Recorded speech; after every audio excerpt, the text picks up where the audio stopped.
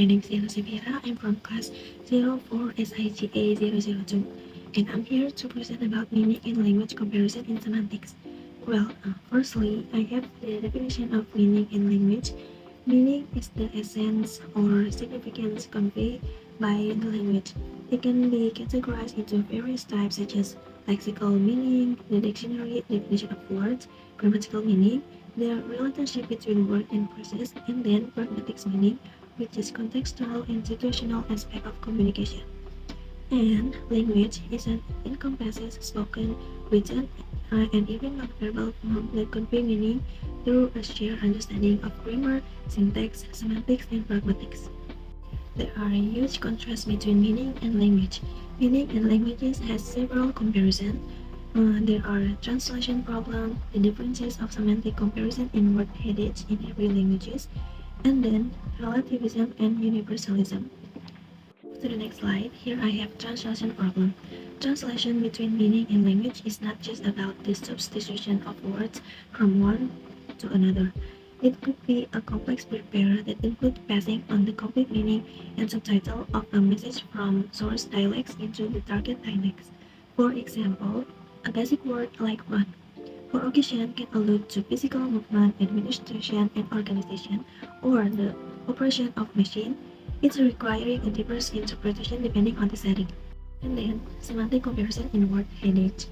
The word headage serves as a compelling example of how semantic nuances vary across languages, reflecting cultural perspective, medical classification, and everyday expression that enrich our understanding of this common human experience.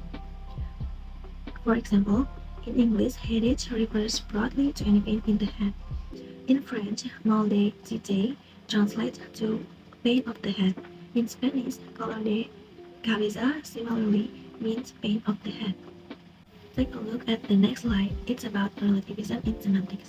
Relativism meaning a continuum upon cultural, historical, and situational context.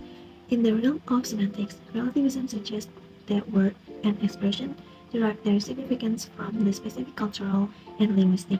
For example, the word family can be very significantly in meaning across cultures.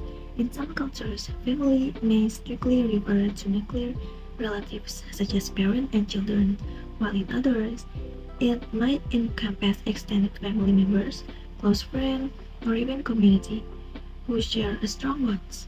Relativism allows for the understanding that the linguistic expression reflects diverse cultural realities and interpretation, emphasizing the context dependence of the meaning.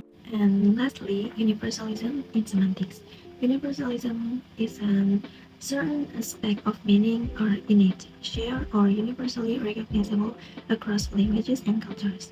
Universalism argues that fundamental concepts and categories exist that transcend cultural boundaries and accessible to all human beings. For example, like a basic emotion like happiness, sadness, fear, and anger are often considered as a universal phenomena that are expressed and understood similarly across diverse cultures despite variation in language and expression. Universalism in semantics suggests that there are core semantics elements that remain stable and comprehensible across different linguistic and cultural contexts. In conclusion, the relationship between meaning and language is intricate, and it essential to human communication and cognition. Language provides the framework through which meaning is expressed, while meaning gives depth and significance to linguistic expression.